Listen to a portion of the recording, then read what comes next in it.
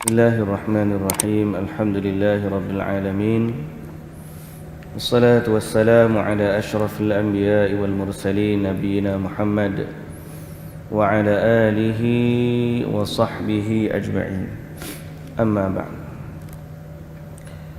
Alhamdulillah, puji dan syukur bagi Allah Subhanahu wa taala, Tuhan sekalian alam. Selawat dan salam atas Nabi kita Muhammad sallallahu alaihi wasallam, juga atas ahli keluarga baginda, para sahabatnya dan para pengikutnya yang setia sehinggalah ke hari kiamat. Alhamdulillah. Muslimin dan muslimat yang dirahmati Allah Subhanahu wa taala sekalian. Hari ini kita kembali kepada surah Al-Baqarah, dan sebagaimana kita sebut semalam, kita hari ini nak cerita tentang sedikit dari peristiwa Al-Isra wal Mi'raj. Tapi hari ini untuk bacaan kita ulang balik dari surah Al-Baqarah muka ayat yang ke-97 yang berkaitan dengan Jibril alaihi salam. Sempena hari ini kita nak cerita tentang perjalanan Nabi sallallahu alaihi wasallam dengan Jibril alaihi salam. Baik, sama-sama kita baca surah Al-Baqarah dari ayat yang ke-97 yang kita dah baca pun semalam. Kita ulang balik hari ini. أعوذ بالله من الشيطان الرجيم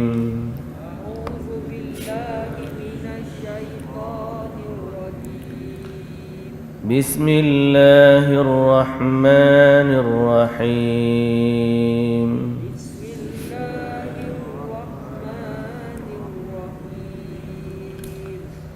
قل من كان عدوا لجبريل فإنه نزله على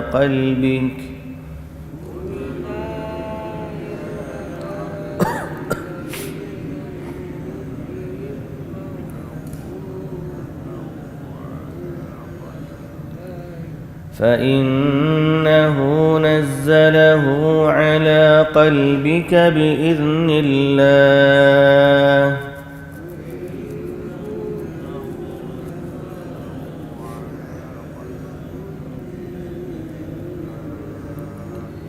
مصدقا لما بين يديه وهدى وبشرى للمؤمنين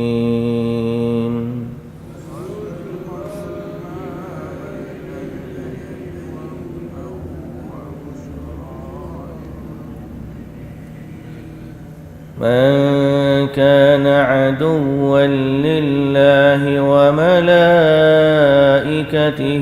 ورسله وجبريل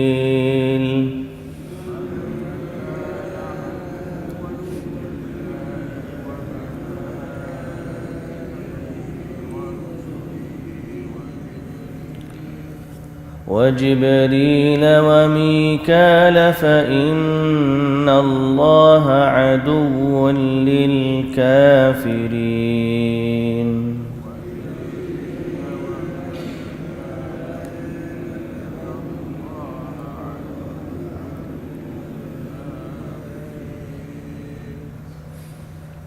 ولقد أنزلنا إليك آيات بينات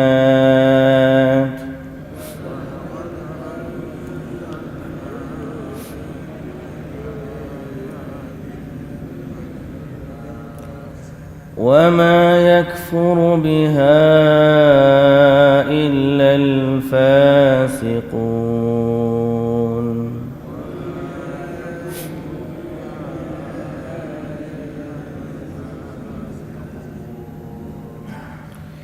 أَوَكُلَّمَا عَاهَدُوا عَهْدًا نَبَذَهُ فَرِيقٌ مِّنْهُمْ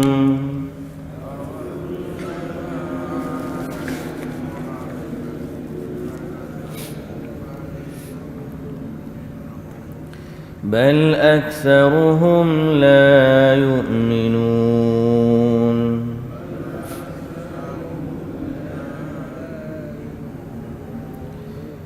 ولما جاءهم رسول من عند الله مصدق لما معهم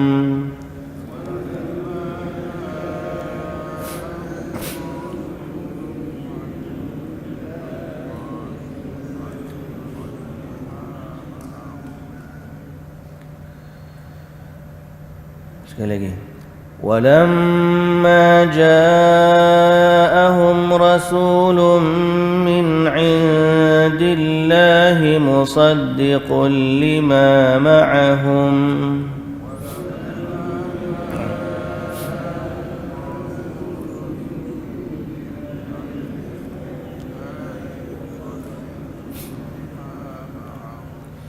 نبذ فريق من الذين أوتوا الكتاب كتاب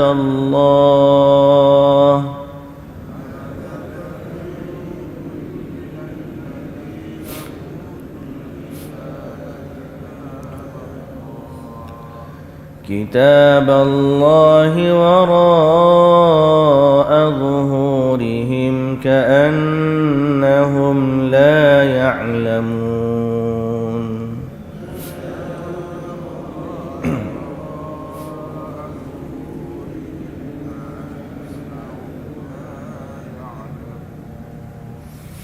Baik, bismillahirrahmanirrahim. Alhamdulillah, salatu wassalamu ala Rasulillah. Sekali lagi puji dan syukur bagi Allah Subhanahu wa taala di atas limpahan rahmat dan anugerah yang Allah taala kurniakan kepada kita. Selawat dan salam atas nabi junjungan kita Nabi Muhammad sallallahu alaihi wasallam, juga atas ahli keluarga baginda, para sahabatnya, para pengikutnya yang setia sehinggalah ke hari kiamat. Muslimin dan muslimat yang dirahmati Allah Subhanahu wa taala sekalian. Alhamdulillah, hari ini kita dapat baca beberapa ayat dari ayat suci Al-Quranul Karim yang mana kita dah baca pun semalam, iaitulah berkaitan dengan permusuhan ahli kitab, orang-orang Yahudi dengan Jibril alaihi salam. Permusuhan ahli kitab dengan Jibril alaihi salam, di mana mereka ni menentang ataupun memusuhi malaikat Jibril alaihi salam yang merupakan malaikat penurun wahyu. Dan Jibril alaihi salam ni, muslimin dan muslimat yang dirahmati Allah, dia adalah ketuanya para malaikat, al-malakul qaid. Dia adalah ketuanya para malaikat, dan dialah kerja dia menurunkan wahyu. Di dalam Al-Quranul Karim ada beberapa sifat yang Allah Subhanahu wa taala sebutkan tentang Jibril alaihi salam. Yang pertama, al-ilmu. Al-ilm, di mana Jibril alaihi salam dialah guru kepada manusia yang paling alim. Di mana Allah Taala sebut dalam Quran, allamahu syadidul quwa, ma dhalla sahibukum ma ghawa wa ma yantiqu 'anil hawa in huwa illa wahyun yuha, allamahu syadidul quwa. Yang mengajarkan kepadanya ialah yang kuat lagi teguh, yang teguh lagi kuat. Jadi Al-Quran menyifatkan bagi Jibril alaihi salam sifat ilmu, sifat ilmu. Dan Jibril lah yang menurunkan Quran kepada Nabi Muhammad sallallahu alaihi wasallam. Jibril lah yang menurunkan Taurat ke atas Nabi Musa alaihi salam. Jibril lah yang menurunkan kitab Zabur ke atas Nabi Daud. Jibril lah yang menurunkan kitab Injil ke atas Nabi Isa alaihi salam. Okey. Dan Jibril mengajarkan kepada Nabi sallallahu alaihi wasallam Al-Quran daripada awal sehingga akhir, sehingga Nabi sallallahu alaihi wasallam sebut, aqra'ani Jibrilu ala harf falam azal astaziduhu falam azal astaziduhu hatta intaha ila 7 ahruf. Jibril datang mengajarkanku satu bacaan Quran, kemudian aku minta tambah sehingga akhirnya 7 bacaan qiraat. Semuanya Nabi baca alaihi salam dengan Jibril alaihi salam. Nabi sallallahu alaihi wasallam baca dengan Jibril alaihi salam. Yang kedua, sifat Jibril dalam Quran ialah dzi quwwatin. Dia memiliki kekuatan. Dia memiliki kekuatan. Sehingga Jibril alaihi salam ni disebut syadidul quwa. Dia memiliki kekuatan yang sangat-sangat teguh.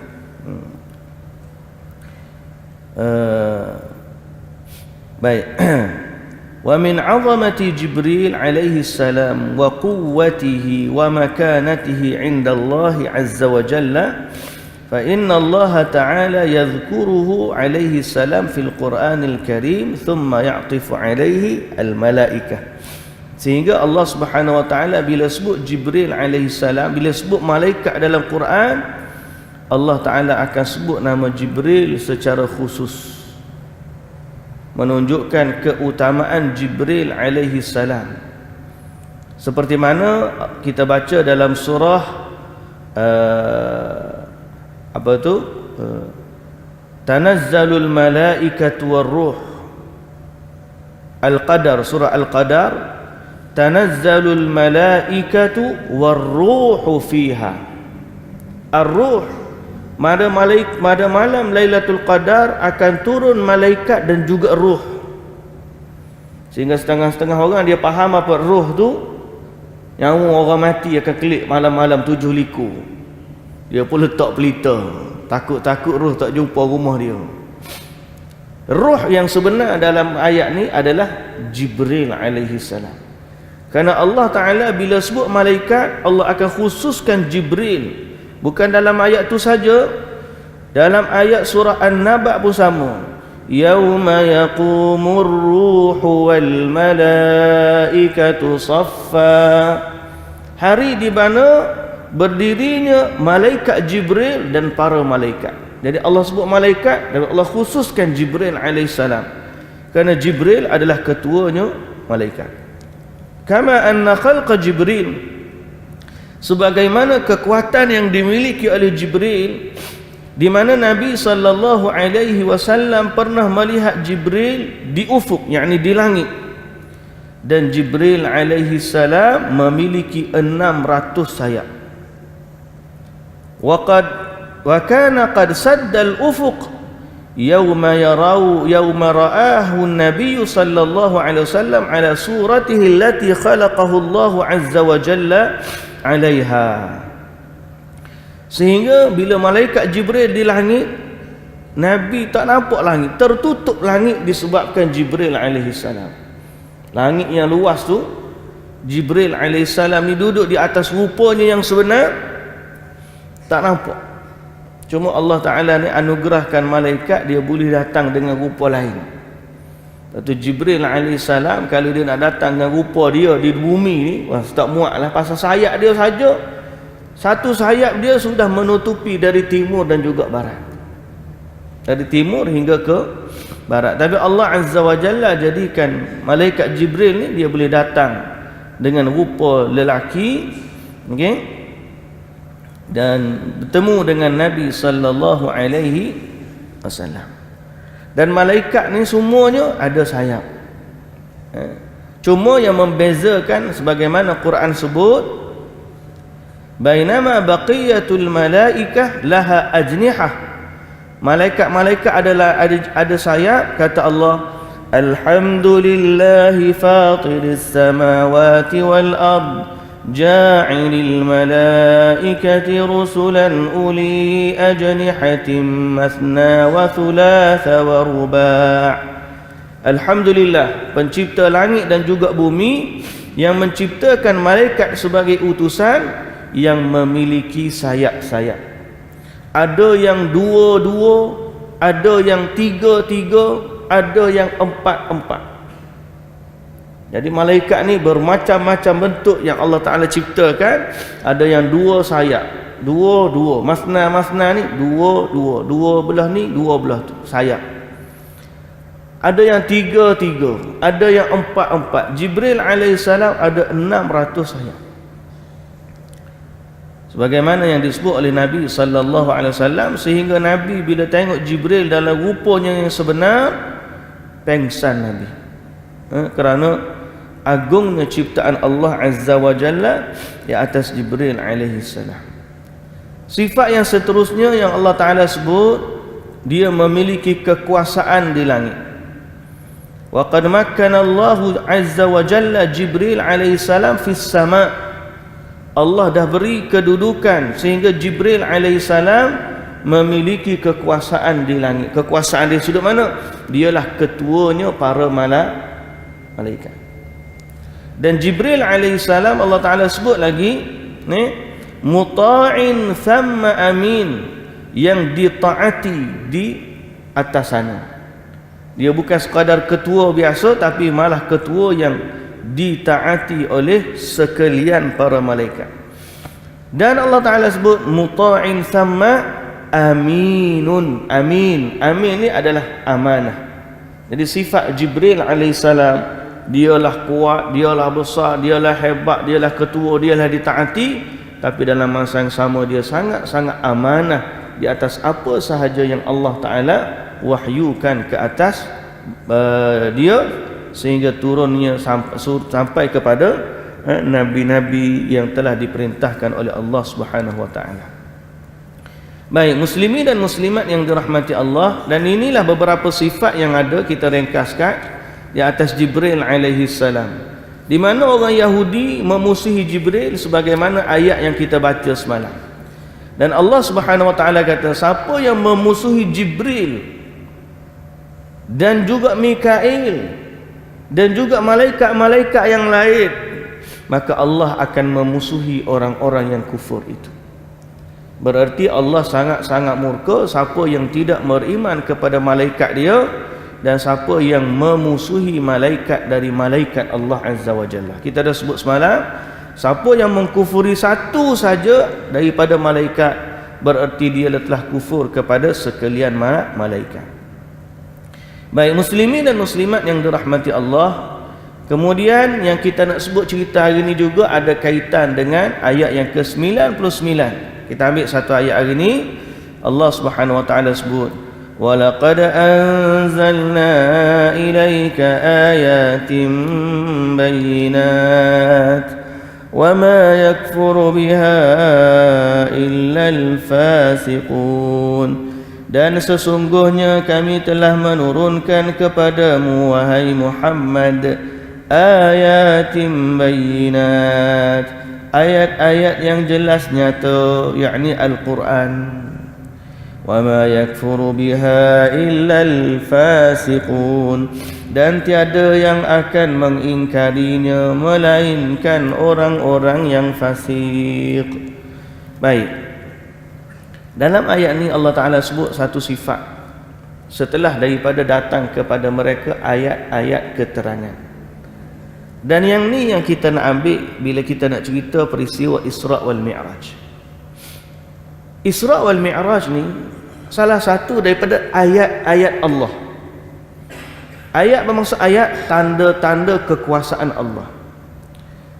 Setiap Nabi Allah Ta'ala akan bagi ayat-ayat keterangan, bukti-bukti yang nyata yang menunjukkan dia ni Nabi. Tujuan bukti ni bukan nak kagum kepada bukti tu, bukan kita nak kagum kepada bukti, bahkan sebaliknya, bukti-bukti yang datang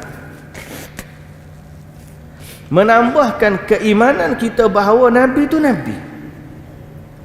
Jadi kalau peristiwa Isra' wal Mi'raj mari kepada kita, bukan kita nak kagum tentang Isra' tu saja tak, tapi kita nak kagum kepada Nabi sebagai Nabi dan Allah sebagai Tuhan.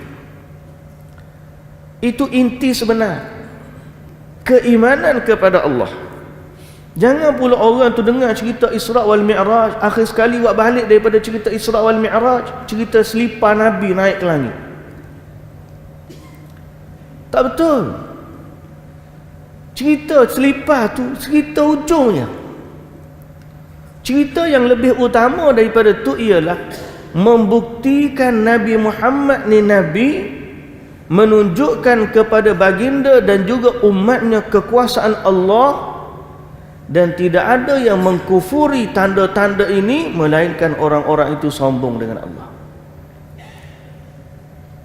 Cerita ni adalah mukjizat, bukan cerita fiksyen yang kita suka dengar cerita dia. Sebaliknya, dia adalah mukjizat yang telah berlaku kepada Nabi Muhammad sallallahu alaihi wasallam. Dan mukjizat ni tujuan dia nak meneguhkan bahawa Nabi itu Nabi. Orang kafir Quraisy telah datang kepadanya bukan satu dua, malah berbagai-bagai mukjizat. Antara mukjizat yang telah berlaku kepada Nabi sallallahu alaihi wasallam ialah peristiwa belah bulan. Orang kafir Quraisy cabar Nabi belah bulan. Nabi minta dengan Allah Azza wa Jalla, akhir sekali Allah turunkan bulan ke bumi. Kemudian Allah belahkan bulan, terbelah dua, sebelahnya berada di sebelah kanan Nabi, sebelah lagi berada di sebelah kiri Nabi. Kemudian bercantum balik depan mata Quraisy. Kemudian bulan kembali kepada kedudukannya yang asal.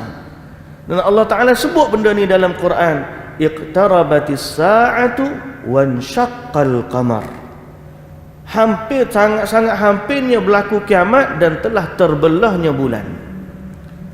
Hari ni saintis naik ke bulan, dia kata ada garisan tengah bulan, seolah-olah bulan terbelah. Apa yang berlaku pada Quraisy? Tetap tidak beriman. Bila berlaku mukjizat lain, Nabi khabarkan kepada mereka tentang peristiwa Isra' ataupun sebelum daripada itu berlaku pemboikotan. Nabi dan Bani Hashim diboikot, duduk di Syaib Abi Talib, duduk di perkampungan Abu Talib ni. Bani Hashim tidak ada orang yang berjual beli dengan mereka, tidak ada orang yang berkahwin dengan mereka, tidak ada orang yang bermuamalah dengan mereka, sehingga akhirnya mereka hidup dalam buangan selama 3 tahun, sampai ke tahap tidak ada makanan, terpaksa makan daun-daun kayu dan kulit-kulit pokok. Ada yang jumpa kulit unta yang dibuang, ambil kulit tu masak, cuci, masak makan. Sampai begitu mereka boikot Nabi sallallahu alaihi wasallam, Quraisy. Dan mereka buat satu kesepakatan di antara kabilah-kabilah Quraisy yang lain, buat satu surat perjanjian. Surat tu disimpan di dalam Kaabah. Tak ada orang boleh kacau, tak ada orang boleh batalkan. Tapi Allah yang Maha Agung hantar anai-anai makan surat tu, hancur, kecuali yang ada padanya nama Allah. Kemudian Nabi bagi tahu kepada pakcik dia Abu Talib, surat tu dah hancur. Abu Talib bagi tahu kepada Quraisy, surat dah hancur, batal perjanjian, maka bebaskan kami daripada boikot. Quraisy tak nak. Kemudian ada 7 orang Allah Ta'ala hadirkan daripada kabilah-kabilah pemuda, daripada pemuda, 7 orang pemuda daripada kabilah-kabilah yang boikot ni. Mereka pun jadi lunak hati dengan Quraisy, dengan Bani Hashim. Dia pujuk seorang demi seorang, bangkit, kata batalkanlah boikot ni, mereka pun saudara kita juga.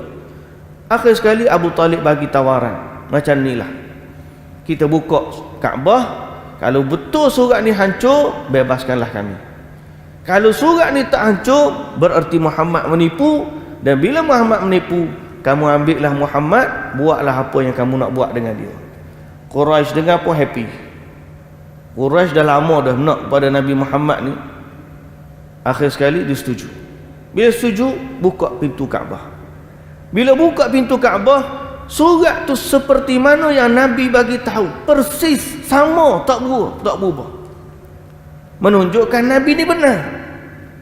Tapi Quraisy tetap tidak beriman. Meninggal Khadijah, meninggal pula Abu Talib. Sedihnya Nabi sallallahu alaihi wasallam.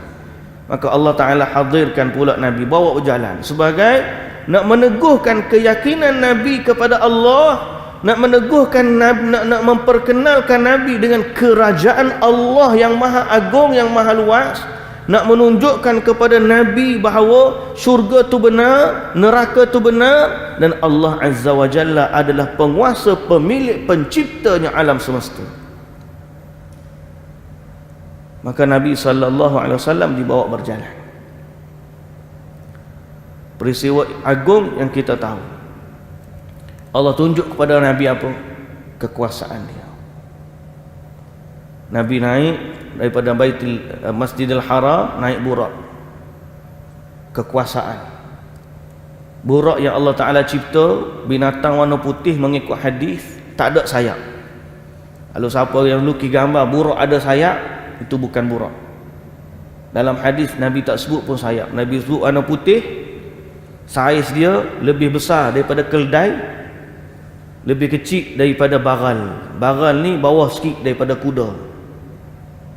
Kemudian yada'u hafrahu fi tarfa fi muntaha tarafihi, atau kama qala Nabi sallallahu alaihi wasallam. Bila dia letak kaki dia, letak di hujung pandangan mata. Maknanya sekali dia melangkah, sejauh mata memandang. Cepatnya burak ni. Itu yang Nabi sallallahu alaihi wasallam sebut. Kekuasaan Allah. Nabi naik burak, sekejap saja sampai ke Masjidil Aqsa. Nabi ikat burak tempat para Nabi ikat. Kemudian Nabi masuk dalam Masjidil Aqsa, Nabi salat 2 rakaat dan mengimami keseluruhan Nabi-Nabi yang Allah Ta'ala hadirkan ruh mereka. Kemudian Nabi dibawa berjalan. Siapa bawa? Jibril alaihissalam. Bawa naik ke langit. Langit pertama nak masuk, Jibril minta izin. Malaikat kata, siapa mu ni? Jibril. Siapa dengan kamu? Muhammad. Dia dah diutuskan? Ya. Akhir sekali dibuka pintu. Kemudian jumpa dengan Nabi Adam alaihissalam. Naik lagi. Pintu kedua berlagu tu, dipertontonkan. Naik lagi, minta izin, dipertontonkan keagungan Allah. Langit pertama, langit kedua, langit ketiga, langit keempat, langit kelima, langit keenam, langit ketujuh. Sampai langit keenam jumpa dengan Nabi Musa, sampai langit ketujuh jumpa dengan Nabi Ibrahim alaihissalam. Semua langit-langit itu betul lah seperti mana yang Allah Ta'ala kata dalam Quran, Allazi khalaqa sab'a samawatin tibaqa. Dialah Allah yang menjadikan 7 lapis langit berlapis-lapis. 7 langit berlapis-lapis. Ma tara fi khalqir rahmani min tafawut. Kamu tak akan jumpa, kamu tak akan tengok dalam ciptaan Allah itu dari kekurangan. Tak ada getak sikit rambut, tak ada cacat celah. Langit ni bersih, suci. Farji'il basara hal tara min futur. Cuba tengok sekali lagi, ada tak cacat celah pada ciptaan Allah? Tak ada. Thumma rji'il basara karratain yanqalib ilaikal basaru khasi'a wa huwa hasir. Tengoklah puan-puan nak tengok banyak kali. Tengok lagi. Nescaya terbeliak biji mata kamu dalam keadaan putus asa, tak jumpa, nak cari kekurangan ciptaan Allah di langit. Dan Allah Ta'ala sebut dalam surah Al-Mulk, وَلَقَدْ زَيَّنَّا السَّمَاءَ الدُّنْيَا بِمَصَابِيحِ. Dan kami hiaskan langit dunia dengan bintang-bintang. Langit dunia Allah Ta'ala hiaskan dengan bintang-bintang. Dunia ni bahasa Arab, bahasa Melayu maksud dia yang rendah.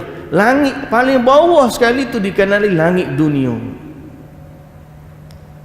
Sebab tu Al-Quran kalau tengok sejarah penurunannya, dari Allah turun dulu ke langit dunia, daripada langit dunia tu baru turun kepada Nabi Muhammad sallallahu alaihi wasallam secara berperingkat-peringkat oleh Jibril. Dalam ayat ni, walaqad zayyana as-samaa'a ad-dunya, Allah Taala sebut kami hiaskan langit dunia dengan bintang-bintang.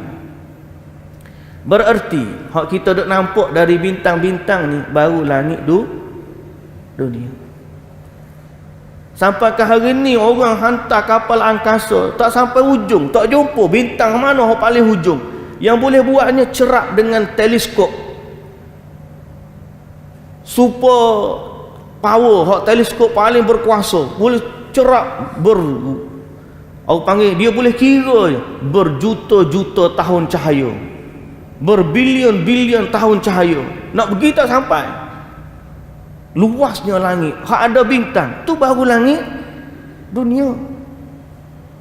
Langit kedua macam mana, langit ketiga macam mana, langit keempat macam mana, langit kelima lah macam, langit keenam sampai langit ketujuh. Nabi tengok Nabi Ibrahim alaihissalam. Sampai langit ketujuh Nabi Ibrahim duduk sandar, Nabi tengok ada Baitul Ma'mur. Baitul Ma'mur ni tempat ibadatnya malaikat. Kan Nabi kata setiap hari datang malaikat sebanyak 70,000 malaikat masuk ke Baitul Ma'mur, dan dia keluar daripada Baitul Ma'mur tidak kembali dah buat selama-lamanya. Setiap hari 70,000, esok 70,000 malaikat lain pada semalam, lusa 70,000 malaikat lain daripada yang sebelumnya, dan yang selepasnya lain daripada yang sebelumnya. Setiap hari silih berganti 70,000 malaikat. Soalan, berapa banyak jumlahnya malaikat sebenarnya?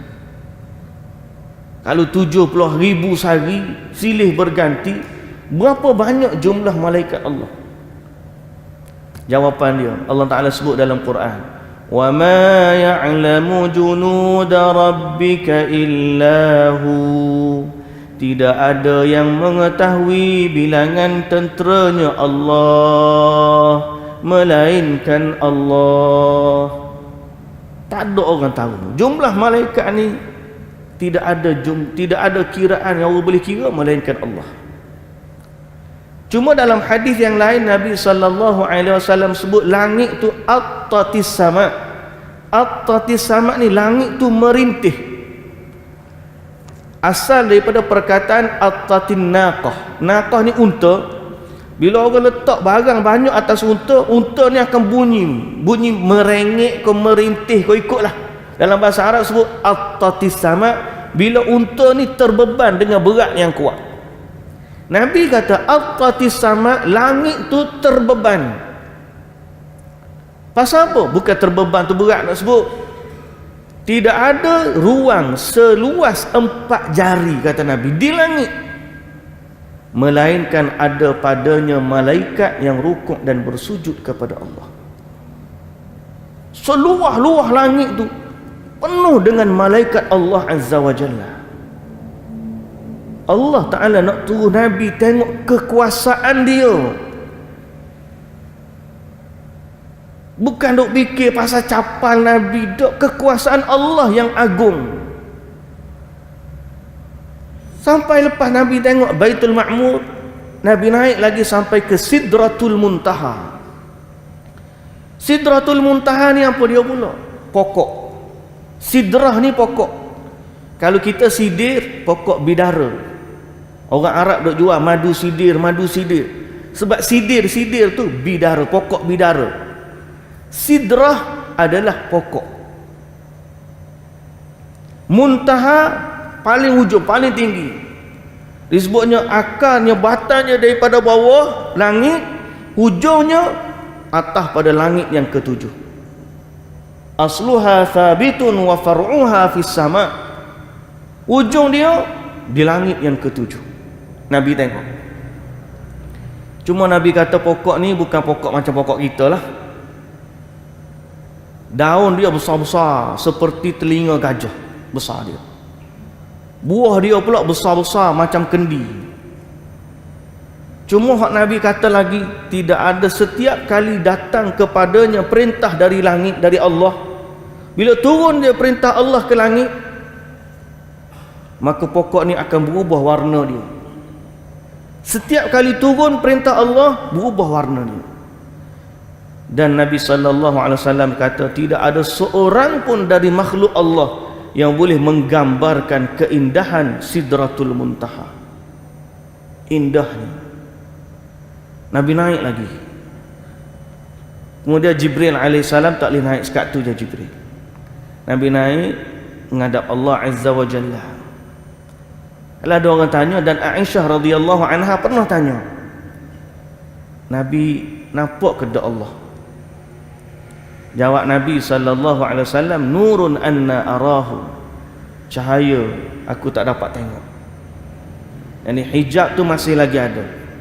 Cuma Nabi berada pada kedudukan yang paling hampir seorang makhluk boleh sampai kepada Allah Azza wa Jalla. Kerana mulianya Nabi kita Muhammad sallallahu alaihi wasallam. Tapi Allah ni dia ayat dan bagi tahu dalam Quran. Memang dari sudut hukum kita belajar akidah, Allah Azza wa Jalla tidak boleh dilihat selama dunia ni masih ada. Dan di dunia ni ada orang baik, ada orang jahat. Ada orang beriman, ada orang kafir. Allah Azza wa Jalla akan memperlihatkan dirinya kepada hamba-hambanya yang terpilih, yang benar-benar beriman kepada dia. Boleh. Itulah nikmat Allah yang paling agung di dalam syurga. Allah Ta'ala sebut, wujuhun yawma idhin nadhirah ila rabbiha nadhirah. Allah Ta'ala sebut wajah pada hari tersebut berseri-seri apabila melihat kepada Tuhannya. Dalam ayat Quran yang lain Allah Ta'ala kata, lilladzina ahsanul husna wa ziyadah, bagi orang-orang yang berbuat kebaikan dia dapat syurga dan tambahan kepada nikmat syurga. Apa diakah nikmat yang melebihi nikmat syurga? Kita tahu syurga ni nikmat paling besar, apa saja nak dapat. Tapi ada lagi satu nikmat yang lebih besar daripada nikmat syurga. Maka dalam tafsir menyebut nikmat itu ialah nikmat melihat kepada Allah Azza wa Jalla. Di dunia tak boleh tengok, tapi dalam syurga insya-Allah, mudah-mudahan Allah masukkan kita di kalangan mereka yang dapat masuk syurga dan akhirnya dapat melihat kepada Allah Azza wa Jalla. Adapun dalam peristiwa Isra wal Mi'raj, Nabi tak dapat tengok. Nabi turun setelah dapat kefarduan 50 waktu salat. Kemudian turun sampai jumpa Nabi Musa AS. Nabi Ibrahim tak cakap apa. Apa tu? Nabi ni dia tak kata apa. Nabi Muhammad tak kata apa. Nabi kita sallallahu alaihi wasallam, kalau Allah Taala suruh solat 50 waktu, dia solat 50 waktu. Bekak kaki dia solat Nabi.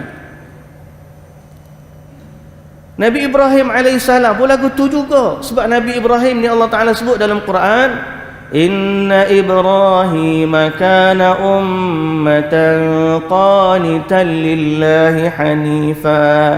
Sesungguhnya Nabi Ibrahim ni satu umat yang sangat taat, qanitan, taat dia. Dan Nabi Ibrahim bukan sekadar diuji dengan 50 waktu solat itulah. Allah Ta'ala telah tes Nabi Ibrahim dengan benda yang lebih besar daripada tu. Allah suruh dia sembelih anak dia sendiri pun dia buat. Nabi Ibrahim ni Allah Ta'ala suruh dia sembelih anak dia sembelih. Taatnya dia kepada Allah. Sebelum daripada tu Allah Ta'ala suruh tinggal anak isteri dia di tanah gersang. Tak ada orang seorang rabuk tak ada. Dia sanggup tinggal. Bila isteri dia Hajar tanya Nabi Ibrahim AS, Allah kau yang suruh tinggal? Nabi Ibrahim pusing. Nabi Ibrahim kata, ya, patah tu. Ya, Allah Ta'ala suruh tinggal. Dia pun pergi. Kata Hajar pun isteri yang taat juga. Dia kata apa? Izan lan yudayyi'ana. Kalau Allah yang suruh, Allah tidak akan mensia-siakan kami. Oh, kalau duduk kita nak suruh sembelih anak, suaka sembelih anak, nak tinggal anak, pergi hantar anak belajar agama pun tak nak dah. Kenapa? Anak cerdik-cerdik ni kita nak letak dia untuk Allah, untuk agama Allah. Hantar anak hak cerdik ni, hantar cucu yang cerdik ni, kempen mak air, biarlah hak cerdik ni dia belajar agama Allah. Supaya orang-orang yang cerdik pandai yang belajar agama, supaya tidak timbul isu-isu kebohongan dalam agama, cerita palsu, cerita dongeng, cerita mengarut dalam agama. Daripada mana asal? Kadang-kadang sebahagiannya datang daripada orang-orang yang mana dia ni tidak berapa cerdik tapi diberi kedudukan dalam agama. Macam mana kita nak baiki? Hantarlah, pilihlah yang terbaik daripada kalangan anak cucu kita, hantarlah dia belajar agama Allah. Ni dah hak cerdik-cerdik mengaji lain dulu. Ambil ngap. Boleh beasiswa lah macam-macam. Nabi Ibrahim Allah suruh sembelih anak dia sembelih. Nabi Ibrahim alaihissalam. Patutlah bila lalu langit ke-7 tu tak kata apa. Langit ke-6 Nabi Musa alaihissalam. Nabi Musa kata, aku dah test dah Bani Israel, tak mampu. Kamu naiklah minta dengan Allah, minta dengan Allah kurang, diskaun lah bahasa kita. Nabi Muhammad pun terima nasihat Nabi Musa, naik menghadap Allah Azza wa Jalla, minta kurang, dapat kurang 5, turun dia lagi. Nabi Musa pesan, naik lagi, minta lagi, naik lagi, dapat kurang 5 pula, turun lagi, jumpa pula Nabi Musa. Nabi Musa kata minta lagi. Nabi Muhammad ni Allahu Akbar, naik dapat 5 dia terima, naik dapat 5 dia terima. Nabi Musa kata naik lagi, naik lagi, sampai ulang alik antara Nabi Musa dengan Allah Azza wa Jalla, sehingga tinggal 5 waktu. Tu pun Nabi Musa kata naiklah lagi. Nabi sallallahu alaihi wasallam kata, aku malu dah nak menghadap Allah. Nabi naik ni untuk siapa tuan-tuan? Nabi kemampuan dia 50 waktu dia mampu. Kalau letak kemampuan tu pada Nabi, sami'na wa ata'na Nabi. Tapi Nabi minta kurang tu untuk siapa? Untuk umat. Sebab Nabi sallallahu alaihi wasallam Allah Taala sebut, laqad ja'akum rasulun min anfusikum azizun 'alaihi ma 'anittum harisun 'alaikum bil mu'minina raufur rahim. Antara sifat yang ada pada Nabi ialah dia kasihan belas kepada umat dia yang beriman. Dia tahu umat dia tak mampu, dia minta untuk umatnya. Maka rugilah umat yang tak ambil kesempatan. Nabi dah kurangkan daripada 50 jadi 5 tu pun dia tak buat juga. Sangat-sangat rugi. Kalau ada orang kata rugi Nabi tak naik sekali lagi, setiap kali naik 5, kalau naik sekali lagi tu pakar tak kena semayang dah kita. Orang yang kata lagu tu dia tak tahu hakikat realiti sebenarnya bagaimana agungnya salat di sisi Islam. Lepas Nabi dapat 5 tu, Nabi pun dibawa berjalan pula, dipertontonkan kepada syurga, diperlihatkan neraka. Waktu pergi syurga tengok nikmat dia, waktu pergi neraka tengok azab dia. Kemudian Nabi sallallahu alaihi wasallam Nabi itu dibawa turun oleh Jibril alaihi salam, kemudian dikembalikan kembali pula ke Mekah. Jadi pagi-pagi itu jumpa dengan Abu Jahal. Abu Jahal kata lagu mana ni tu? Bahasa mudah kita kak, tak nampak temenung ni apa cerita? Nabi sallallahu alaihi wasallam bagi tahu Abu Jahal, aku semalam berjalan daripada Mekah pergi kepada Masjidil Aqsa, naik ke langit, kemudian turun semula, kemudian patah balik sini. Semalam ya? Oh semalam. Abu Jahal kata, modal aku dah ni. Modal aku dah ni, Muhammad menipu dah hari ni. Ya pun, aku panggil orang Mekah boleh? Panggil orang Mekah, kamu cerita kepada orang Mekah seperti mana kamu cerita kat aku. Nabi kata boleh lah. Abu Jahal pergi panggil. Nabi pun cerita. Maka jadi modal untuk Abu Jahal. Inilah dia pembohong. Muhammad ni berbohong, berdusta. Maka ramailah orang yang terpengaruh. Sebahagian ada yang nak beriman kepada Nabi, tak jadi beriman. Akhir sekali mereka minta bukti, betul ke tak Nabi? Ada kafilah dagang yang nak datang, Nabi minum air daripada bekas dia, Nabi ambil air daripada bekas dia. Kemudian Nabi kata akan datang kafilah nanti. Tanya dia, memang kafilah tu datang betul, ada air yang hilang daripada pak dia. Kemudian dia mau tanya lagi tentang Masjidil Aqsa, macam mana Allah datangkan, pertontonkan Masjidil Aqsa pada Nabi. Dia tanya macam ni, Nabi jawab sebagaimana dia tanya. Dia tanya macam ni, Nabi jawab. Pasal sebiji seperti mana mereka tahu, kerana Nabi dah sampai betul dan Allah perlihatkan kepada Nabi Masjidil Aqsa. Sehingga dia tak boleh jawab. Tapi Quraisy degil. Berlaku mukjizat yang begitu besar, mereka tetap tidak beriman kepada Nabi sallallahu alaihi wasallam. Penghujung sekali mereka minta dengan Nabi sallallahu alaihi wasallam supaya tukar Bukit Safa ni jadi emas. Quraisy minta dengan Nabi Muhammad supaya Nabi Muhammad tukar Bukit Safa jadi emas. Dan mukjizat ni bukan milik Nabi. Nabi tak ada kuasa. Dia minta dengan Allah sebab kekuasaan ni ada pada Allah. Dan Allah perlihatkan, pertontonkan Nabi dengan kekuasaan dia. Dialah yang memiliki kerajaan langit. Ayuh pen tu penipu ya. Kerajaan langit ni sebenarnya milik Allah Azza wa Jalla. Ni dia pemilik alam semesta, Allah. Bila Nabi sallallahu alaihi wasallam orang cabar tukar Bukit Safa jadi emas, Nabi mengadu kepada Allah. Maka turun lagi malaikat Jibril turun lagi.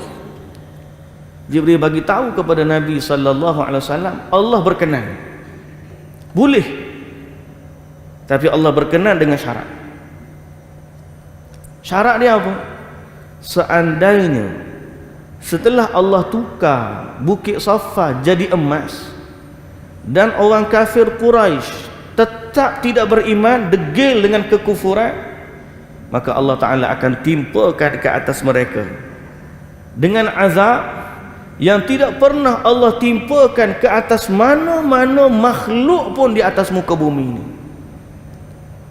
U'adzibuhu 'adzaban la u'adzibuhu ahadan minal alamin. Kalau tidak beriman juga, aku akan timpakan azab yang tidak pernah ditimpakan lagi kepada mana-mana orang atas muka bumi. Azab yang lebih dahsyat daripada menimpa kaum Nabi Lut, azab yang lebih dahsyat daripada yang menimpa kaum Nabi Saleh, azab yang lebih dahsyat daripada yang menimpa kaum Nabi Hud, azab yang tidak pernah ditimpakan kepada seorang pun daripada makhluk Allah.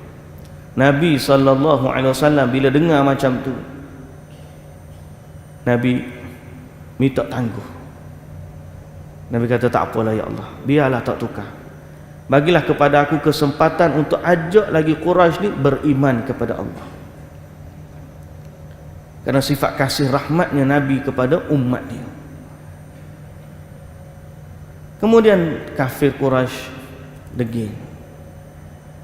Kita orang Islam, muslimin dan muslimat yang dirahmati Allah, ambil iktibar. Iktibar paling besar, jangan degil dengan Allah, jangan sombong. Cerita Isra Mi'raj tujuan dia nak suruh kita lebih dekat kepada Allah, lebih takut kepada Allah, lebih merasakan keagungan Allah. Sehingga apabila kita berdoa, doalah kepada Allah. Apabila kita meminta, mintalah kepada Allah. Apabila kita bertawakal, tawakallah kepada Allah. Apabila kita bersujud, bersujudlah kepada Allah. La ilaha illallah. Tidak ada Tuhan yang berhak untuk disembah melainkan Allah. Itu maksud utama. Kalau orang cerita Isra wal Mi'raj, tiba-tiba waktu dia berdoa, dia pergi doa ke kubur-kubur keramat. Dia pergi ke perigi hantuah, dia minta dekat perigi hantuah. Dia pergi kepada kolam mahsuri, dia minta dengan kolam mahsuri.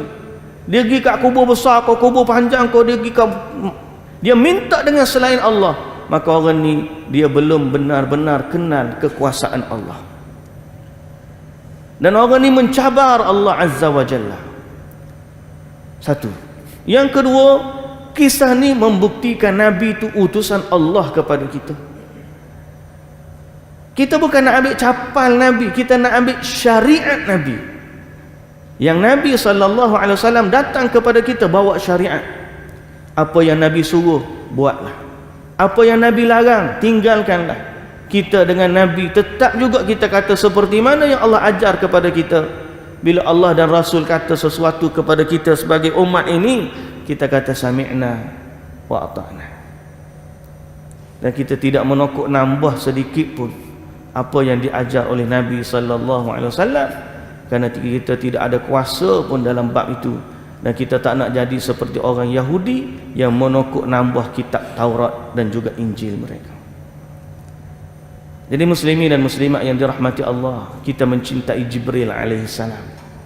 Kita beriman kepada Allah, kita beriman kepada malaikat, kita beriman kepada Jibril alaihissalam, dan kita beriman kepada Nabi kita Muhammad sallallahu alaihi wasallam. Cuma keimanan itu perlu dibuktikan dengan nilai taat kita dan patuh kita kepada Allah. Mudah-mudahan kisah Isra wal Mi'raj yang kita dengar setiap tahun menjadi asas keyakinan kita. Bila kita salat, kita tahu salat tu datang perintahnya dari Allah, dan datang perintah tu juga daripada langit yang ketujuh. Dan kita tahu bila kita salat kepada Allah, itu lambangnya kita tunduk patuh kepada Allah Azza wa Jalla. Mudah-mudahan Allah berkati kita semua. Apa yang baik dari Allah Subhanahu wa taala, yang tidak baik dari kelemahan saya, wallahu taala alam. Lebih sikit masa gini cerita Isra wal Mi'raj. Subhanakallahumma wa bihamdika asyhadu an la ilaha illa anta astaghfiruka wa atubu ilaik. Aqulu qawli hadza wa astaghfirullahal azim li wa lakum. Wassalamu alaikum warahmatullahi wabarakatuh.